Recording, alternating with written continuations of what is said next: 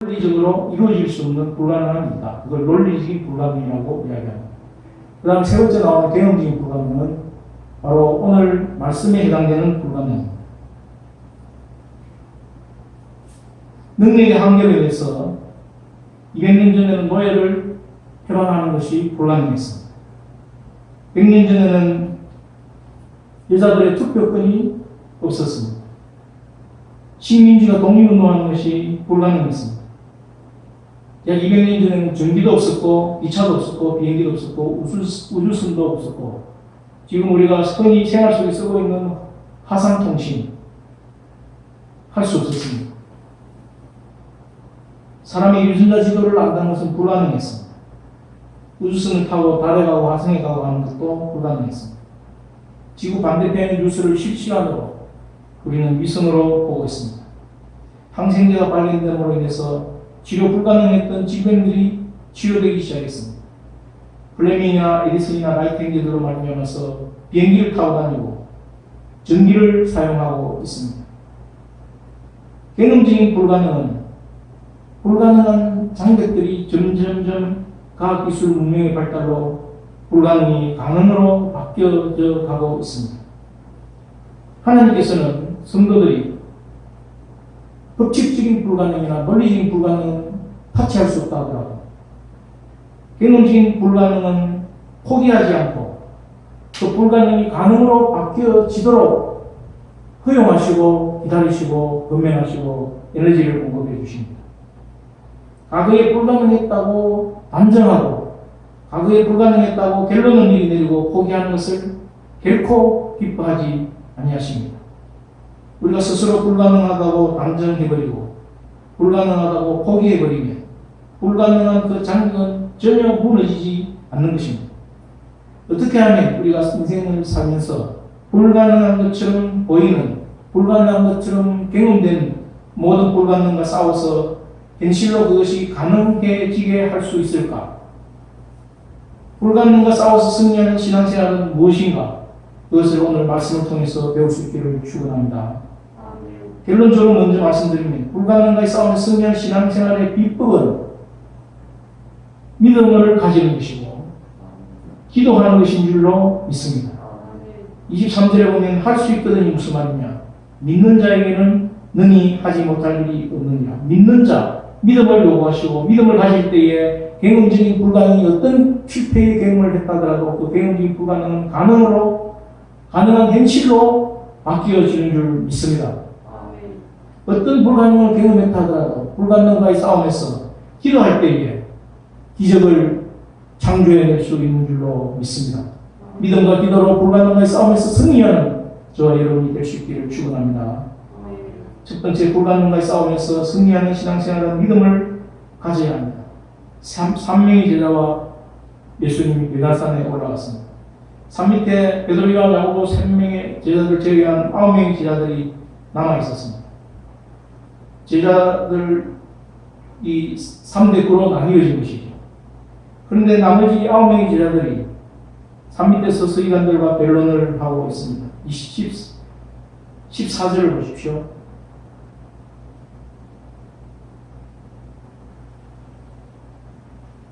16절에 예수님이 물으십니다. 무엇을 그들과 변론하느냐? 이때 말 못하는 귀신 들린 내 아들을 데리고 나온 아버지가 났습니다. 말 못하는 귀신 들린 그 아들은 맹명은 간질병이었지만 귀신이 발작을 시작하면 끄꾸러지고 거품을 흘리고 이를 갈고 팔이 해져간다고 환자의 상태를 이야기했습니다. 9명의 제자들에게 와서 귀신을 내쫓아달라 했지만 9명의 제자들은 능히 하지 못하고 패배했습니다. 물속으로 귀신이 발작해서 아들을 데리고 들어가면 물속에 태워서 물속에 익사해서 아들을 죽이려고 귀신은 호시탐탐 기회를 노렸습니다. 하루 이틀이 아니었습니다. 어릴 때부터 이런 일이 반복됐습니다. 수단 방법을 가리지 않고 아버지는 할 수 있는 것을 다 해가면서 재산이 필요하면 재산을 투자해서 시간이 필요하면 시간을 투자해서 물질이 필요하면 물질을 투자해서라도 귀신 들려 간질병으로 고생하는 그 아들을 고치려고 애를 써 보았습니다. 불가능했습니다. 치료되지 않았습니다. 아버지는 불가능과의 싸움에서 지금까지는 백전백패를 당하고 있었습니다. 좀 어려운 말이 있는데 정적 평가의 오류라고 하는 말이 있습니다. 정동, 동정, 그러니까 Fallacy of Static Evaluation, 이거로 그렇게 이야기하는데 한번 들어보십시오. 내용은 쉽습니다. 끊임없이 우리 눈에 보이는 현실은 변합니다. 그런데 우리는 과거 기억과 경험의 포로가 되어서 동적으로 변화되는 현실을 판단하기를, 평가하기를 과거의 경험과 기억에 머물러서 정적으로 평가하는 오류를 범한다고 하는 것을 정적 평가의 오류다, 이렇게 이야기합니다. 그러니까 한번 그릇된 생각과 믿음이 들어가게 되면 그 생각과 믿음에 사로잡혀서 현재 동적으로 변화되는 현실을 동적으로 파악하지 못하고 동적으로 평가하지 못하고 과거의 실패한 기억과 실패한 경험에 머물러 있는 것을 정적 평가의 오류라고 하는 것입니다. 보통 사람들은 그걸 잘 깨닫지 못합니다. 고린도서에 예수 그리스도 육체를 알지 아니하고 다른 사람들은 육체를 알지 아니한다는 말이 바로 그런 말입니다. 예수님을 나사렛 고향 사람들은 마리아의 아들 목수가 아니냐 이렇게 비아냥거리면서 예수님을 조소하면서 멸시하면서 과거의 기억과 경험 속에서 예수님을 알았기 때문에 나사렛 고향 사람들은 예수님을 통해서 예수님의 권능을, 예수님의 지혜를 경험할 수 없었습니다.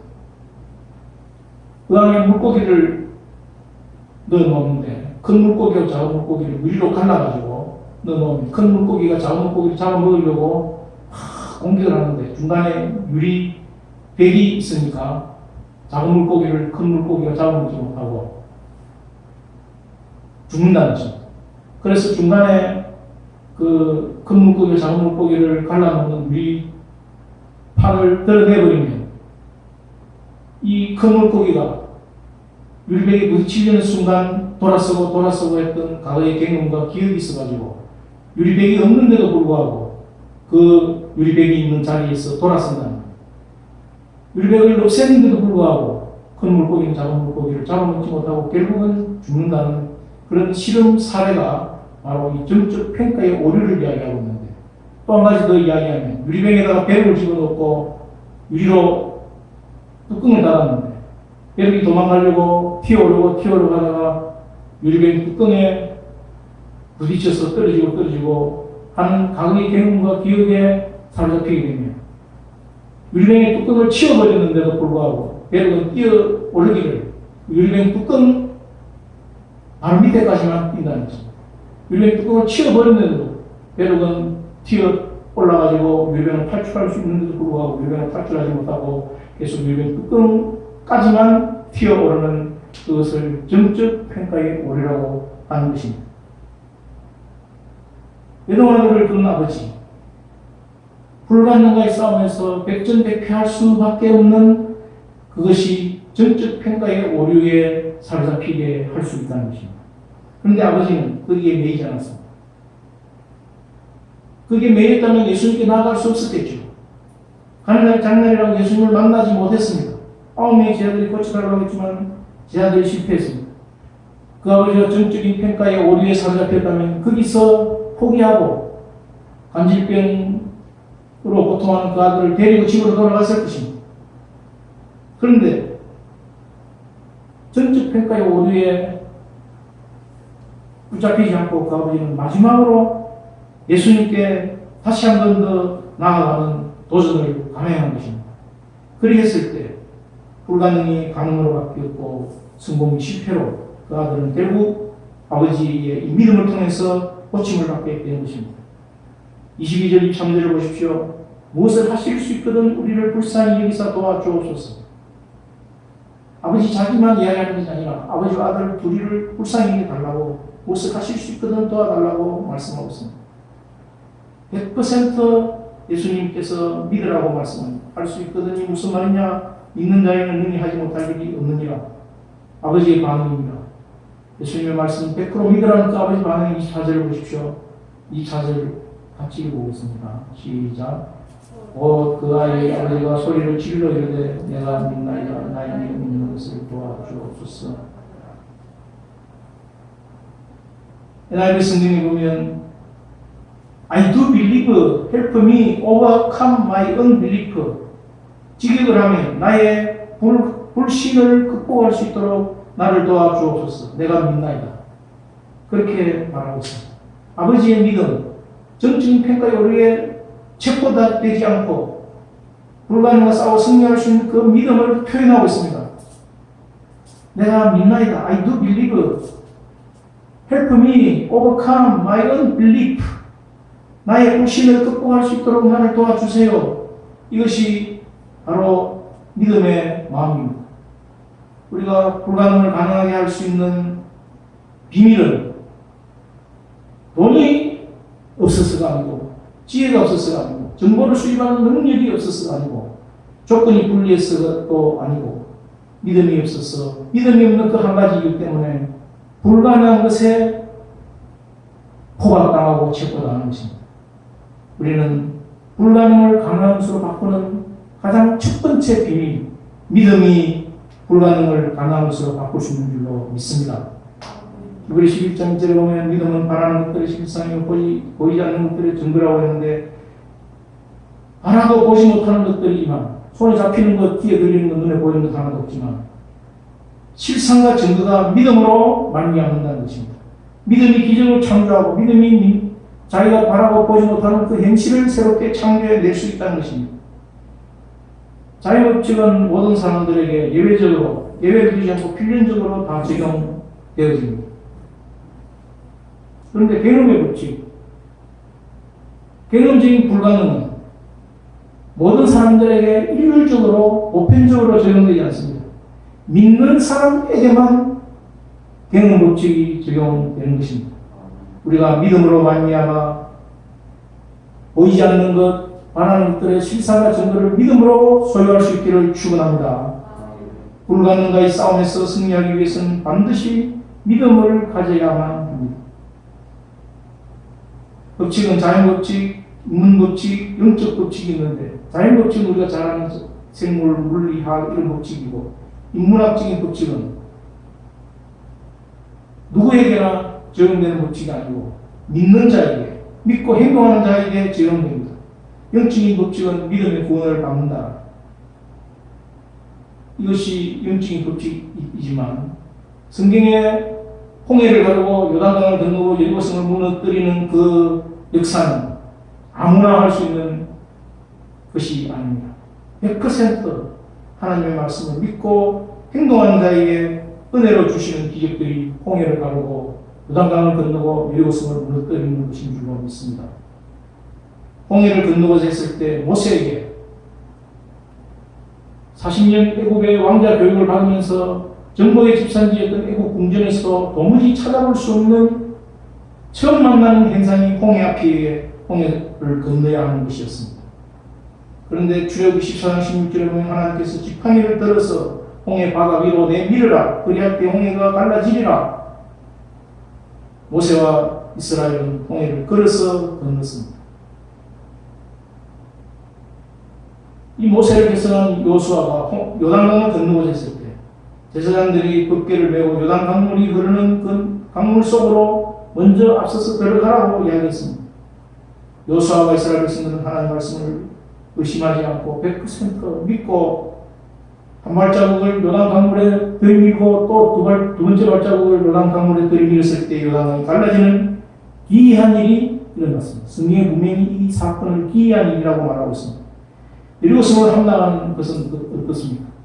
전쟁사에서 성을 함락거리는 방법이 첫 번째 날 여리고성을 한 바퀴 돌고 두 번째 날 여리고성을 또 한 바퀴 돌고 그래서 세 번째 날도 한 바퀴 돌고 6일째 되는 날 또 한 바퀴를 돌고 7일째 되는 날 7바퀴를 돌고 제사장이 나팔을 불자 이스라엘 백성들이 고함을 지르는 그 방법으로 여리고성을 함락거린 것은 전 세계 동서고금의 전쟁사에서 결코 있을 수 없는 전무한 그리고 후무한 최초의 일이 여리고성 함락입니다. 왜 제자들은 귀신 들려서 간질병을 앓는 제 아들을 고치는 사건에 실패했습니다. 마태복음 17장 19절 20절에 보면 제 아들이 조용히 예수께 나와 이르되 우리는 어찌하여 쫓아내지 못하였나이까. 이르시되 너희 믿음이 적은 까닭이니라. 진실로 너희에게 이르노니 만일 너희에게 믿음이 겨자씨 하나만큼만 있어도 이 산을 명하여 여기서 저기로 옮겨지라 하면 옮겨질 것이요 또 너희가 못할 것이 없으리라. 믿음이 적은 까닭이라고 이유를 말씀하고 있습니다. 불가능과 싸우는 전투 속에 예수님을 믿고 100% 말씀대로 행동하는 것이 필요합니다. 이 믿음이 적을 때 제 아들처럼 동일한 실패를 동일하게 반복할 수밖에 없습니다. 구원받는 믿음이 있고 능력이 향한 믿음이 있고 지식적인 믿음이 있는데 불가능과 싸워 승리하는 믿음은 구원받는 믿음과 능력을 향하는 그 믿음을 동시에 가져야 합니다. 지식적인 믿음은 귀신도 가지고 있는 믿음입니다. 우리가 불가능과 싸워 승리하려면 구원받는 믿음, 능력을 향한 믿음의 소유자가 될 수 있기를 축원합니다. 하나님께서 구원받는 믿음, 능력을 향한 믿음으로 불가능과 싸워 승리하는 저희들이 될 수 있기를 바랍니다. 회복력이라는 책이 있습니다. 책 제목은 역경을 이겨내는 7가지 회복력 기술, 절대 회복력 이런 책인데 캐런 레이치, 앤드류 사테라는 사람들이 쓴 책인데 긍정심리학을 전공한 사람들입니다. 긍정심리학의 창시자인 마틴 세리그만 박사하고 책을 같이 낸 적도 있습니다. 낙관적인 아이라는 책이 같이 냈는데 지금도 잘 팔리고 있는 베스트셀러 반열에 들어가는 책이 낙관적인 아이입니다. 이 책에 보면 회복력이라는 이 책에 보면 당신의 회복력은 얼마나 되는가 묻고 있습니다. 보통 사람들은 자기 스스로 아주 회복력이 뛰어나다고 착각하고 있다고 얘기해요. 그런데 사실은 그렇지 않다고 지적합니다. 대부분의 사람들은 역경을 헤쳐나갈 수 있는 감정적인 준비도 덜하고 육적인 준비도 덜하고 문제가 생기면 그 문제 앞에 포기하고 무기력하게 대응한다고 이야기합니다. 회복력을 모두 갖추고 있는 사람은 거의 없고 이런 현실 속에 무기력하게 귀신 들려 간질병을 앓는 아들을 가진 아버지처럼 늘 실패를 반복한다는 것입니다. 어떻게 하면 회복력을 높여갈 수 있는가? 답은 간단합니다. 생각을 바꾸어라. 생각하는 방식을 바꾸면 인생이 영원토록 변한다고 이야기하고 있습니다. 우리가 생각의 방식을 바꾸고 그래서 영원한 변화된 인생을 살기를 축원합니다. 젠 버리크라고 하는 여자가 있습니다. 1987년 미국 일리노이주에서 태어났는데 태어날 때에 두 다리가 없었습니다. 심장이 왼쪽에 있지 않고 오른쪽에 있는 몸으로 태어나가지고 간호사들도 놀랐고 의사는 그 젠 브리크라고 하는 여자가 곧 죽을 것이라고 예언했습니다. 부모들은 그 여자아이를 보고 충격을 받아가지고 아이를 입양 보내기로 결정했습니다. 마치 믿음의 가정이 입양이 되어서 젠 브리크는 자라면서 두 다리가 없는 심장이 왼쪽에 있지 않고 오른쪽에 있는 여자였지만 어릴 때부터 하나님의 자녀라고 하는 정체성을 갖도록 그 양부모들이 가르쳤고 사람들의 시선으로부터 자유로울 수 있는 법, 당당하게 모든 것에 도전하는 법을 배우도록 그 양부모들이 믿음으로 키웠습니다. 그 젠 브리크의 고백이 담긴 책이 모든 것이 가능하다. Everything is possible 그런 책입니다. 그 책에 보면 어느 날 젠 브리크가 자기 장애를 부끄러워하지 않고 텔레비를 보고 있다가 미국 국가대표 체조 선수들의 연기하는 모습을 보고 자기도 체조 선수가 될 것이라는 꿈을 꾸기 시작했습니다. 마침내 훈련과 노력을 통해서 전미 청소년 체육대회 일리노이주 지역 결선에서 텀블링 부문에 금메달을 획득했습니다. 그 젠 브리크가 고백하기를 이렇게 고백하고 있습니다. 겉으로 보기에도 내가 지독히도 운이 나빴던 것처럼 보일 것입니다.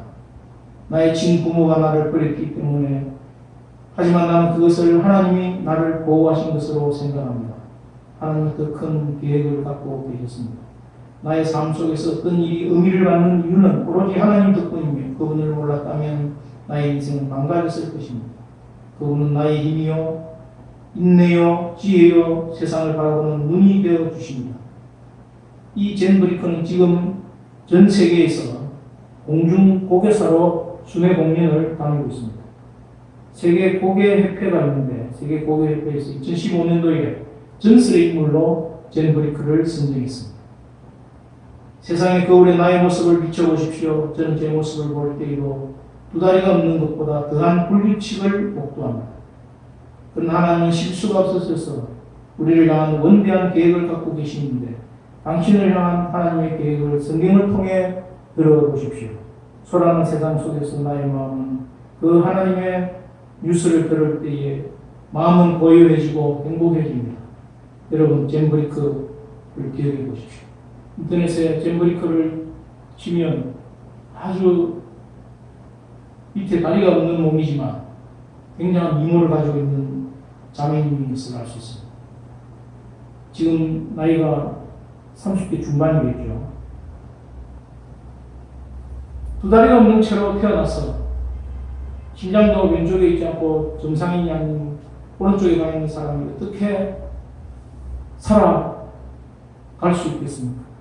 그에게 힘이 되시고 지혜가 되시고 인내가 되시고 그에게 불가능을 가능하게 하는 믿음을 하나님이 허락하셨기 때문에 그녀는 낙심하거나 포기하거나 좌절하거나 절망하지 않고 새로운 인생을 개척해 나가면서 우리 가운데 정상인인 우리에게 심각한 도전을 주고 있는 줄로 믿습니다. 전 세계 복싱 헤비급 챔피언 무하마드 알리를 아십니까?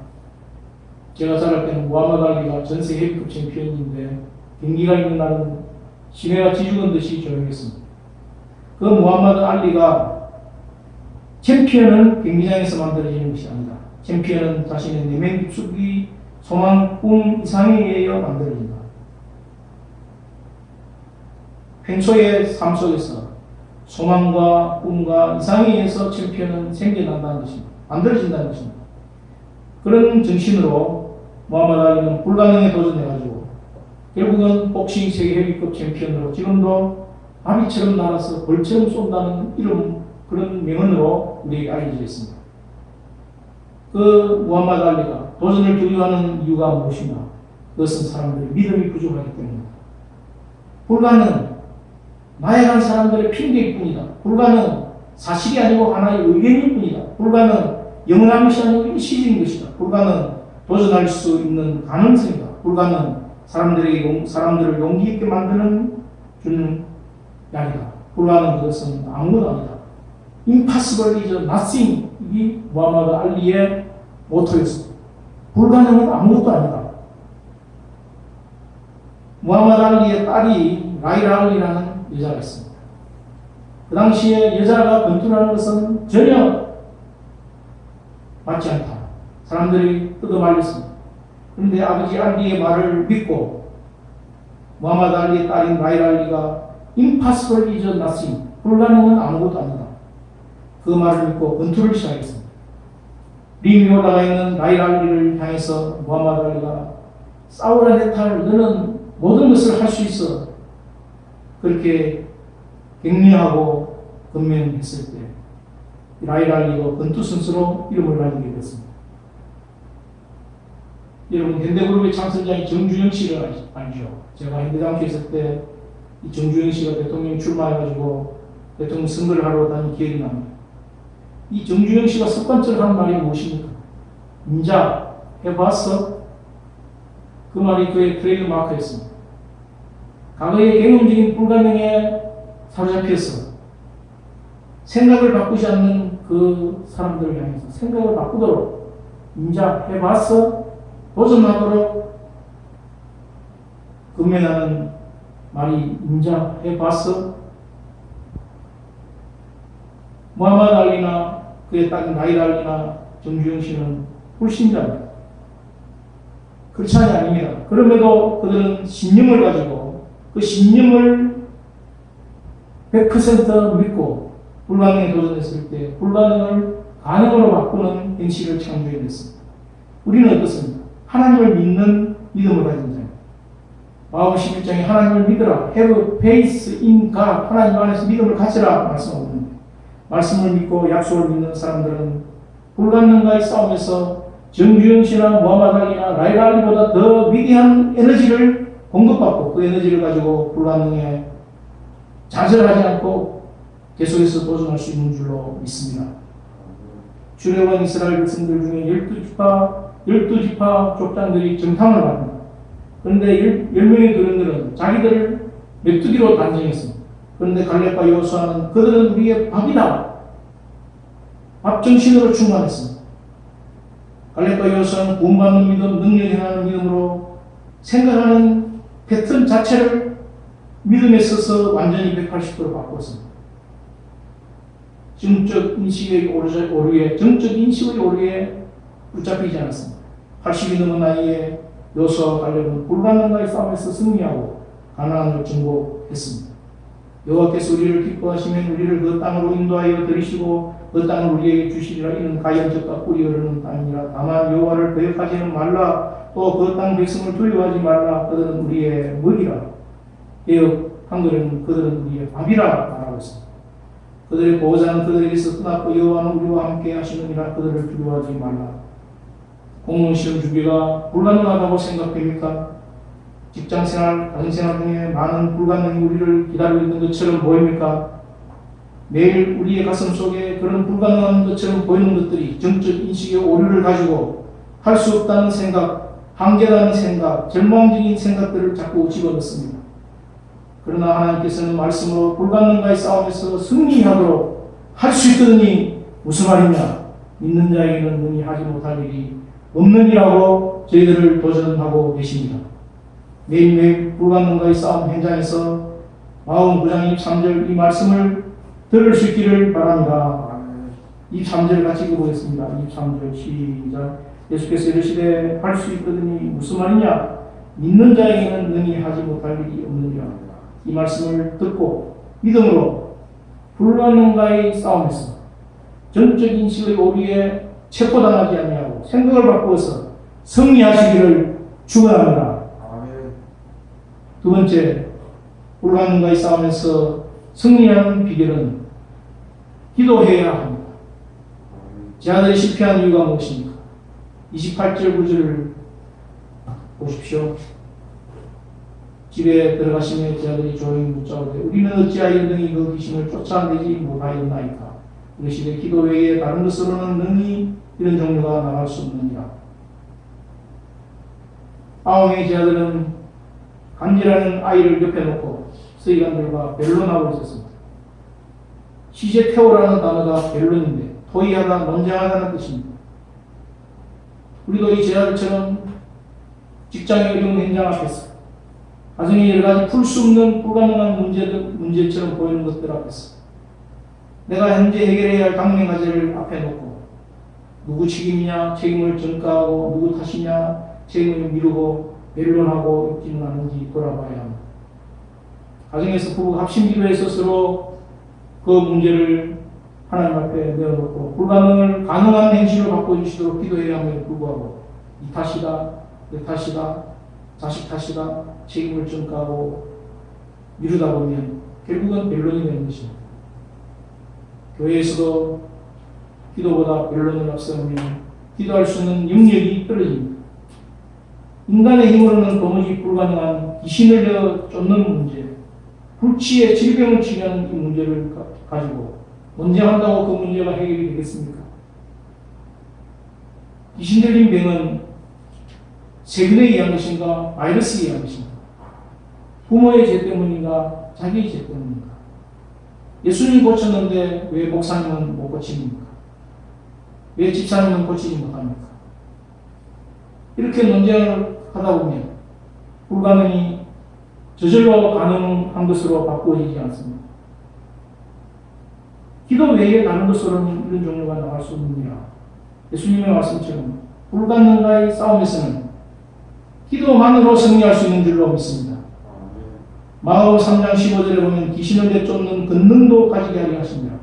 예수님께서 제자들을 부르실 때 세 가지 목적을 가지고 부르시는데 자기 원하는 자들을 부르시고 전도도 하며 귀신을 내쫓는 권능도 있게 하려 하십니다. 세 번째 목적이 귀신을 내쫓는 권능을 제자들이 가지도록 위해서 부르셨습니다. 마가복음 6장 7절에 12제자를 부르사 둘씩 보내시며 더러운 귀신을 제어하는 권능을 주시고 예수님께서 12제자를 2명씩 6팀으로 나눠서 전도행을 보내실 때에 더러운 귀신을 제어하는 권능을 이미 주셨습니다. 이미 주신 그 권능을 가지고 마가복음 6장 12절에 13절 말씀에 보면 제자들이 나가서 회개하라 전파하고 많은 귀신을 쫓아내며 많은 병자에게 기름을 발라 거치더라.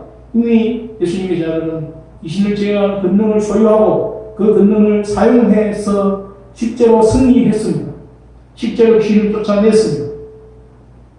기도라는 통로를 통해서 기적의 역사를 창조해냈습니다. 결국 기도는 불가능을 가능하게 하고 변론이나 비난이나 논쟁이나 회의가 쓸데없게 만들어버리고 사람들이 기도는 자기 체면이다, 정신 수양이다, 약물 효과를 내는 것이다, 심리적인 현상이다 라고 이야기하지만 기도는 심리적인 현상도 아니고 약 효과를 주는 것도 아니고 정신 수양도 아니고 자기 체면도 아니고 오직 하나님의 능력의 통로인 줄로 믿습니다. 모세가 기도함으로 광야에 그 수없이 많았던 불가능과 싸워 승리하게 한 것이 기도였습니다. 하나님 임신하지 못하는 그 불가능 기도로 매달렸을 때 사무엘을 비롯하여 외행제를 낳는 은혜와 축복을 누렸습니다. 엘리야는 왕정시대의 아합이라는 절대 권력 앞에 도전해서 불가능을 기도로 가능한 행실로 바꾸었습니다. 히스기야가 죽을 병에 걸렸을 때 불치병과 싸워 이긴 것이 어떤 비밀이었습니까? 성전에 올라가서 기도함으로 그 불치병을 해결받고 불가능과의 싸움에서 승리한 것입니다. 느헤미야가 기도를 통해서 예루살렘을 성벽을 재건하는 그 불가능과 싸워서 성벽을 마침내 재건했습니다. 에스더는 어떻습니까? 죽으면 죽으리라는 기도를 통해서 이스라엘 전체가 몰살된 위기를 벗어나게 만들었습니다. 불가능을 가능하게 만드는 능력은 기도에서 나오는 줄 믿습니다. 아까도 이야기했지만 기적은 수학적으로 100만 분지 1로 일어나는 특별한 사건이 기적이라고 이야기합니다. 케임브리지 수학 교수였던 리틀우드 교수가 발견한 법칙이라서 리틀우드의 법칙이라고 이야기합니다.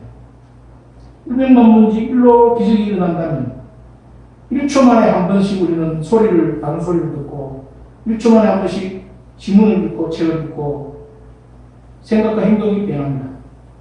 생각과 행동이 변하는 그 사건들이 1초에 한 번씩 일어난다면 하루 24시간 중에 활동하는 시간 8시간을 잡으면 3600초, 1시간이 3600초니까 3600초 곱하기 8을 하면 얼마나 나옵니까? 28,800까지가 나옵니다. 그러니까